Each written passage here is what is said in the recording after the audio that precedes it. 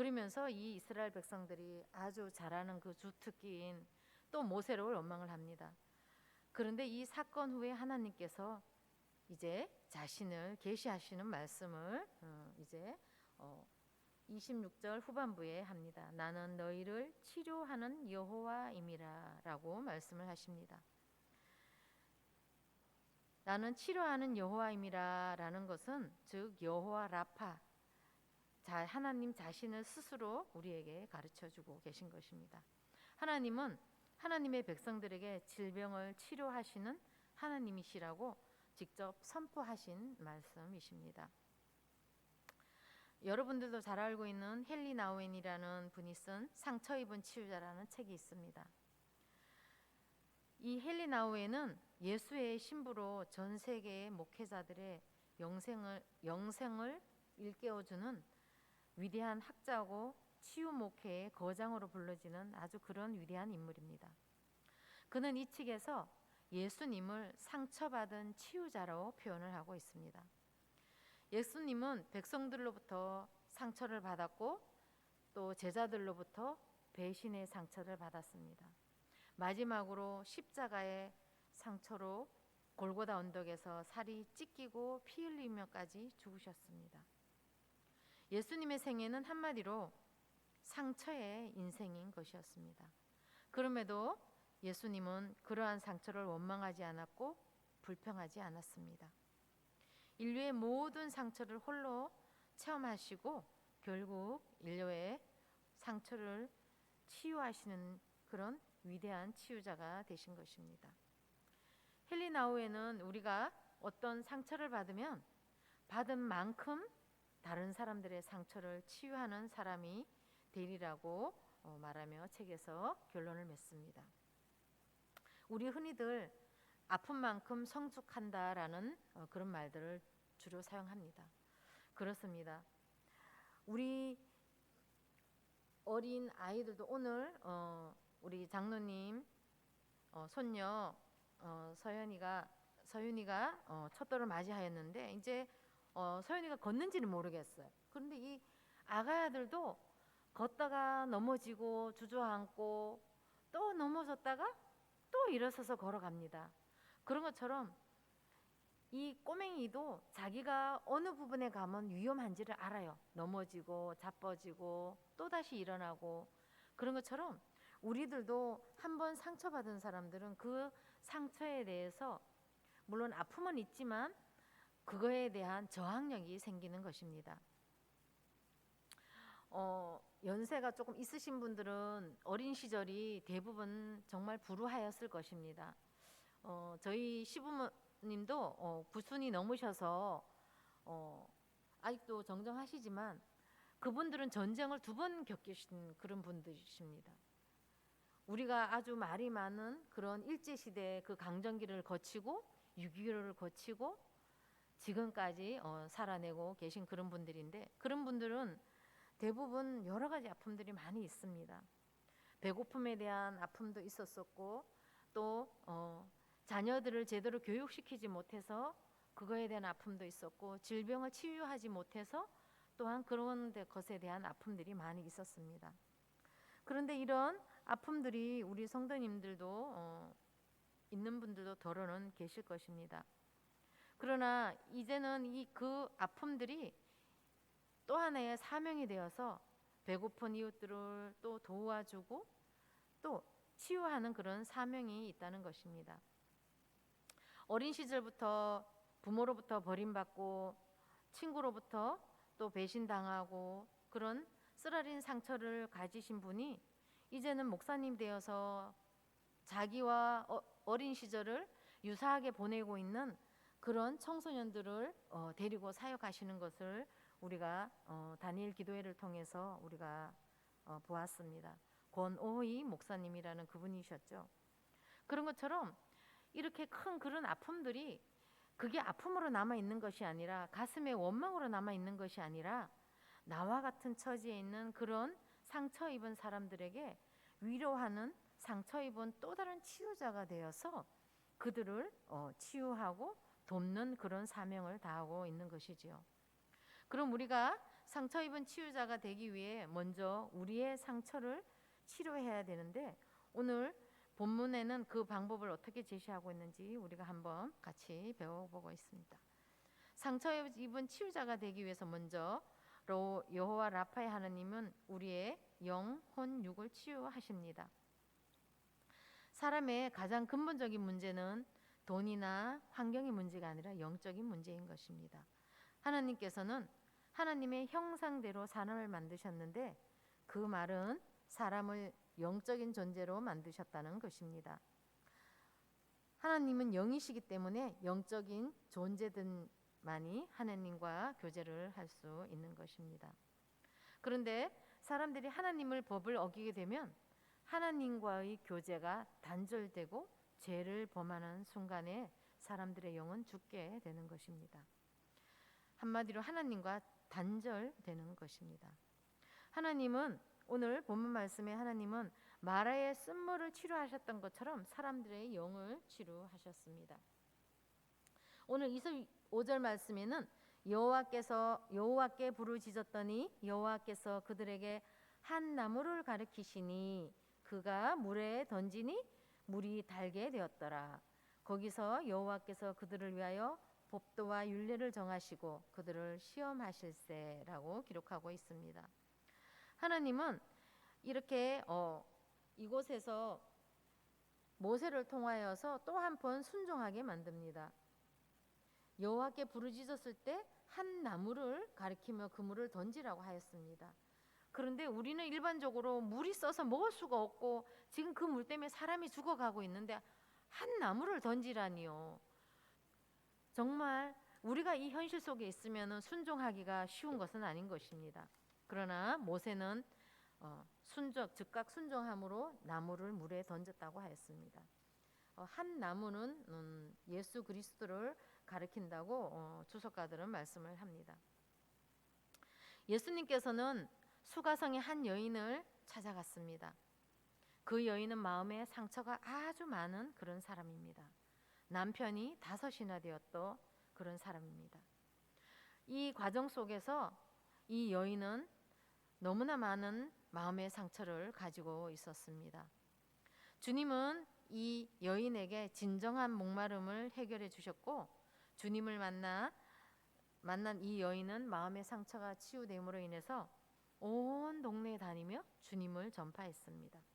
치유받은 한 여인으로 인해서 그 여인의 헌신을 통해서 온 동네가 구원받은 역사가 일어난 것입니다. 두 번째로 여호와 라파의 하나님은 가정과 환경을 또한 치유하십니다.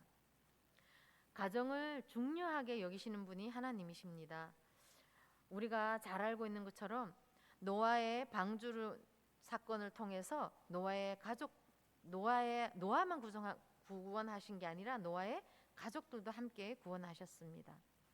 또 소돔과 고모라의 그 죄악이 관영함을 보고 멸망할 때도 롯과 롯의 가족들을 또한 구원하셨습니다. 여리고가 무너질 때 구원받은 사람들이 있었는데 그때 그 사람이 바로 누굽니까? 사회적으로는 천대받고 무시당하는 그런 기생 라합과 라합의 가족들이었습니다. 예수님을 믿으면 가정이 치유되는 것은 당연한 것입니다. 치유받은 사람들은 그가 가는 곳마다 또한 치유의 변화를 일으킵니다. 그가 하는 일이 또 그가 속해 있는 공동체가 치유되는 것입니다. 가정이 파괴가 되고 심각한 이 시대에 진정한 가정을 살리고 치료하실 분은 오직 하나님밖에 없습니다. 하나님만 사람을 치유하는 것은 아닙니다. 하나님이 사람만 치유하는 것은 아닙니다. 환경도 치유하시는 것입니다. 오늘 본문은 광야에서 이스라엘 백성들이 생활했던 환경을 치유하십니다. 사도행전 4장 43장 19절 말씀에 하나님은 광야에 길을 내시고 사막에 강을 내시는 하나님, 환경을 치유하는 하나님이라고 하십니다. 열왕기하 2장에도 보면은 엘리사가 엘리야의 뒤를 이어 이스라엘의 지도자가 되었을 때 이스라엘의 지도자가 된 엘리사를 통해 하나님께서 첫 번째 행하신 첫 이적이 여리고의 물을 고치시는 그런 것이었습니다. 물이 좋지 않아서 토산이 익지 않고 떨어져 농사를 짓기에 환경이 좋지 않았던 그런 것입니다. 그런데 하나님은 엘리사를 통해 물을 고치시고 농사를 짓는 환경이 좋아져 토산이 있게 된 사건을 기록했습니다. 여호와라파의 하나님은 또한 예수 그리스도의 보혈로 치유하십니다. 우리가 상처가 나면은 병원에 가고 약을 발라야 되는 것처럼 예수 그리스도께서 흘리신 보혈은 가장 강력한 치료제인 것입니다. 이 세상에 가진 상처들은 헤아릴 수만큼 없이 많이 있습니다. 그 많은 상처들은 한마디로 말하면 율법의 저주인 것입니다. 다른 말로 하면 죄의 삭신 것입니다. 율법의 저주와 죄의 삭스에 치유할 수 있는 유일한 처방이 바로 십자가에 흘려주신 예수 그리스도의 보혈인 것입니다. 우리가 잘 알고 있는 갈라디아서 3장 13절 말씀에 그리스도께서 우리를 위하여 저주받은 바 되사 율법의 저주에서 우리를 속량하셨으니 기록된 바 나무에 달린 자마다 저주 아래 있는 자라 하였음이라 라고 하셨습니다. 예수님께서 나무 십자가에 달려 이 보배로운 피를 흘리신 이유가 우리 믿는 자들을 율법의 저주에서 속량하시기 위함이었다는 것입니다. 또 로마서 6장 23절에서 죄의 삭은 사망이요 하나님의 은사는 그리스도 예수 우리 주 안에 있는 영생이니라 라고 기록합니다. 죄의 삭을 치료하는 것은 바로 예수 그리스도 안에 있다는 것입니다. 예수 그리스도께서 십자가에 흘리신 보혈은 죄를 도말할 그런 능력이 있습니다. 그래서 예수 그리스도의 피의 능력을 믿음으로 받아들이는 사람들마다 상처가 치유되는 그런 역사가 일어나는 것입니다. 두 번째로 여호와 라파의 하나님은 말씀으로 치유하셨습니다. 하나님의 말씀은 살아있고 운동력 있으며 그 말씀을 듣는 자들을 살려내시고 치유한다고 하셨습니다. 예수님께서 고치신 환자 중에는 친히 손을 대서 치유하신 사람들도 있지만 많은 사람들이 주님의 말씀을 듣고 치유된 것을 우리가 알 수 있습니다. 한 번은 몇 명의 친구들이 중풍병 걸린 자기 친구를 데리고 주님께 왔습니다. 그때 주님께서는 몇 마디의 말씀만 하셨습니다. 그 말씀을 들은 중풍병자는 치유되어 침상을 들고 건강한 모습으로 돌아갔습니다. 또한 세 번째, 여호와 라파의 하나님은 성령으로 치유하십니다. 성령은 치유의 영입니다.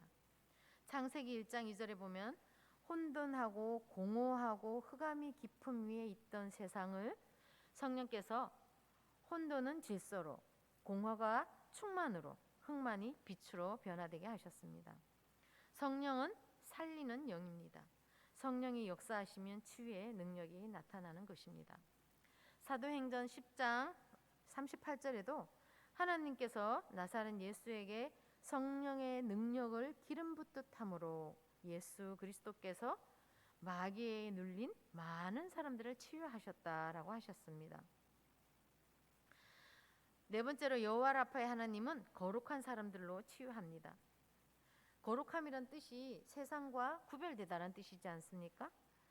이 우상 숭배를 하던 사람들 때문에 이 사람들이 영적인 질병과 죽음의 상태에 있던 가나안 땅에 거룩한 백성들인 이스라엘 사람들이 들어가니 그 땅이 어떻게 되었습니까? 치유되는 그런 사건이 일어났습니다. 다윗이 수금을 탈 때 악기 들린 사울이 또한 치유되었습니다. 그 이유는 다윗의 존재에 있는 것입니다. 다윗은 하나님의 마음에 합한 사람이었습니다. 다윗을 통해 하나님의 치유가 흘러 들어간 그런 것이라는 것을 우리가 알 수 있는 것입니다. 우리가 거룩한 존재로 살아가면서 우리가 가는 곳은 우리를 통해 하나님의 치유가 일어난다는 것입니다. 가정에도, 환경에도, 지역에도, 사회에도, 나의 직장에도 이렇게 치유의 사건이 일어나는 것입니다. 마지막으로 5월 앞에 하나님께서는 사랑으로 치유하십니다. 우리가 하나님의 사랑으로 다른 사람을 사랑할 수 없다면 하나님은 우리를 통해 다른 사람들을 치유할 것입니다. 우리가 사랑할 때 치유의 능력이 있는 하나님의 사랑이 우리를 통해 흘러가는 것이기 때문입니다. 주님의 사랑을 경험하면 그 사람에게 치유가 일어납니다. 세상이 줄 수 없는 치유의 능력이 주님의 사랑을 통해서 그에게 흘러가는 것입니다. 주님은 우리의 이런 개개인의 상처나 또 가정의 상처, 사회의 상처 등 어떤 상처가 되었든 치료하여 더 좋은 상태로 돌려놓으실 수 있는 창조주이신 것입니다. 마치 나만 장군이 문둥병이 걸려 엘리사를 통해 하나님의 능력을 경험하게 되므로 더 좋은 피부를 갖게 된 것처럼 하나님은 우리를 치유하시고 더 좋은 상태로 회복시켜 주시는 분입니다. 누가복음 8장에 보면은 후반부에 40장에서 48장 말씀에도 공관복음에서 나오는 예수님의 이적 중 하나인 회당장 야이로의 딸과 12해 동안 혈루병을 앓은 여인의 이야기가 나옵니다. 12해 동안 두 사람은 정반대의 삶을 살았습니다. 야이로의 딸은 외동이었고 상류층 집안이었습니다. 그 딸을 위해서 아버지인 야이로가 자기 체면을 버리고 예수님의 발 아래 엎드린 그 야이로를 볼 때 엄청나게 사랑을 받으며 세상 부러울 것 없는 삶을 살았을 것이라는 것을 우리가 알게 됩니다. 그 당시 이 유대 사회에서는 거룩한 사람의 옷을 만지면 치유함이 있다는 그런 믿음이 있었습니다. 혈루병이나 나병은 같은 무리와 격리된 생활을 했습니다. 마치 코로나가 걸리면은 격리되는 것과 같은 그런 것입니다. 그녀는 상처 입은 치유자 예수님의 옷자락을 만진 결과 이 여인은 치유함을 받았으며 공동체로 복귀할 수 있었습니다. 영육간의 속박에서 벗어나 하나님 나라의 공동체의 일원이 된 것입니다. 그것은 바로 주님이 나의 치유자가 되셨기 때문입니다. 오늘 말씀 속에 26절 후반부에 보면은 내가 애굽 사람에게 내린 모든 질병 중 하나라도 너희에게 내리지 아니하리니 라고 말씀하십니다. 그렇습니다. 그러나 이 질병이 하나라도 내리지 않는 데 조건이 있습니다. 바로 이 26절 초반에 보면은 너희가 너희 하나님 나 여호와의 말을 들어 순종하고 내가 보기에 의를 행하며 내 계명에 귀를 기울이며 내 모든 규례를 지키면 이라고 합니다. 이런 단서를 붙여서 하나님께서는 나는 너희를 치료하는 여호와임이라 라고 이렇게 말씀을 하십니다. 제가 신학교 다닐 때 나이가 들어서 신학교를 가니까 너무나 영과 육이 힘이 들었습니다. 아침 여기에서 형곡동에서 구미 IC까지 나가는데 30분이 걸립니다. 너무 지체를 많이 하니까. 그런데 저와 늘 동반하는 친구 전도사님이 있습니다. 엄격하게 말하면 친구는 아니고 동생입니다. 그래서 늘 같이 통학을 같이 하게 되었는데 시시때때로 힘들 때도 있고 어려울 때도 있었지만 특히 힘들 때가 언제냐면 시험 칠 때입니다. 왜냐하면 중간이나 기말고사 칠 때는 정말 힘이 많이 듭니다. 머리는 안 따라지지요. 과제는 많지요. 시간은 부족하지요. 그런데 그럴 때마다 제가 할 수 있는 것은 하나님 앞에 나가 불평하는 일밖에 없었습니다. 마치 이스라엘 백성이 모세를 불평하는 것과 같이 아버지 나 이거 안 하면 안 될까요? 나 저 이번 학기만 하고 다음 학기는 안 하고 싶어요. 나 이제 접어야 되겠어요. 그런데 제 옆에 있던 그 동생 전도사님은 29에 3살짜리 아들을 두고 뱃속에 4개월 된 유복자를 안고 있는 그런 어린 엄마였습니다. 그런데 남편이 통닭집을 하다가 오토바이로 배달을 나가다 음주운전 뺑소니 차에 치여서 그 자리에서 즉사를 하고 하늘나라로 가게 된 것입니다. 친정에서는 뱃속에 있는 아이를 어떻게 키울 것이냐, 그래서 병원의 힘을 빌려서 그냥 그렇게 하고 지금 있는 그 3살짜리 아들만 키우면 안 되겠냐, 29살 먹은 너가 어떻게 이 세상을 살아갈 거냐고 그 부모들이 너무나 안타까워했었습니다. 그러나 이 어린 엄마는 그 뱃속에 있는 4개월짜리를 남편이 떠나고 나서도 그 아이를 키우게 되었습니다. 그런 과정 속에서 저와 함께 신학교를 다니게 됐던 것입니다. 그런데 제가 힘들 때마다 제가 돌아보게 되었던 것은 그 나이 어린 아기 엄마였습니다. 하나님이 제게 주는 마음은 네가 힘들면 쟤보다 더 힘들겠느냐, 쟤를 한번 돌아봐라. 너가 힘들면, 그래서 저는 정말 너무 많이 힘들고 포기하고 싶었던 그런 순간들이 너무나 많았었지만 포기할 수 없었던 것은 그 어린 아기 엄마, 그 여자 전도사님을 보고 힘을 낼 수밖에 없었습니다. 왜냐하면 제가 힘든 건 맞지만 너무나 힘들다라고 불평을 하였지만은 돌아보면은 그 어린 아기 엄마가 그 어린 그 여자 전도사님이 저를 위로하는 것이었습니다. 말로 위로하는 것이 아니라 그의 처지와 형편과 말을 하지 않지만은 돌아보면은 느껴지는 그 모든 것들이 저에게 말 한마디 하지 않았었지만은 저에게는 저의 상처를 치유해주는 또 하나의 그런 사건들이었습니다. 그리고 그분이 저에게는 또 하나의 상처 입은 치료자로 다가왔던 것입니다. 그래서 이 모양 저 모양으로 다니다가 졸업을 하게 됐었는데 저에게는 늘 힘들고 어려울 때마다 그분을 떠오르게 합니다. 29에 3살짜리 아이를 데리고 4개월짜리 유복자를 데리고 살 수밖에 없었던 그 어린 여자 전도사님을 돌아보면은 아무리 힘이 들고 아무리 어려워도 다시금 일어날 수 있는 힘을 생기게 만들더라고요. 주님께서는 제가 불평불만할 때마다 늘 그 전도사님을 떠올리게 하셔서 제가 다시금 힘을 내게 되는 그런 사건이 늘 제게 있기 때문에 제가 또다시 힘을 내게 됐었습니다. 그런데 저에게는 이상하리만치 이런 분이 또 한 분 계십니다. 지금 저희 주일학교 PPT 그 마지막 장면에 그 아이들이 둘이 나와 있는데 거기도 29에 그 남편 전도사님이 급성 폐렴으로 소천을 하셨는데 그 아이도 남자아이는 큰애가 3살이었고 뱃속에는 이제 막 마지막 9개월 된 아기가 뱃속에 있었는데 남편 전도사님이 급성 폐렴으로 소천을 하신 그런 사건이 있었는데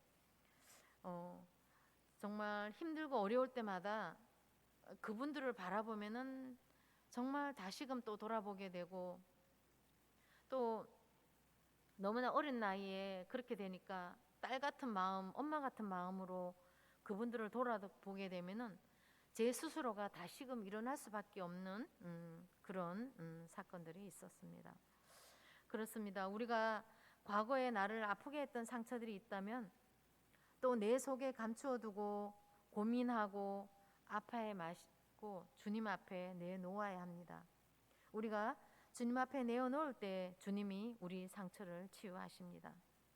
상처 입은 치유자 되신 예수님이 우리의 상처를 다 깨끗하게 치유해 주신다는 것입니다.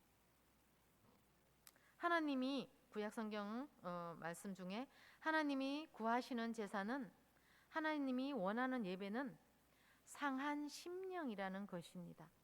상한 심령은 영어로 broken heart라고 합니다. 이 뜻은 마음이 산산조각이 난 것을 뜻합니다. 마치 큰 쇳덩어리가 망치로 바위를 내리쳤을 때 바위가 부서지듯이 마음이 부서지고 깨어진 상태를 말하는 것입니다. 한 해를 마무리하면서 우리가 이 다시금 새해를 시작하는 이 12월을 또한 맞이합니다.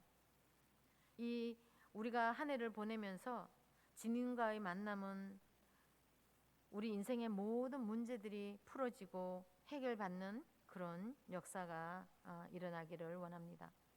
모든 우리의 상처들이, 우리의 아픔들이 상처 입은 치유자 되신 예수 그리스도를 통하여서 깨끗이 치유함 받기를 축복합니다. 기도하시겠습니다.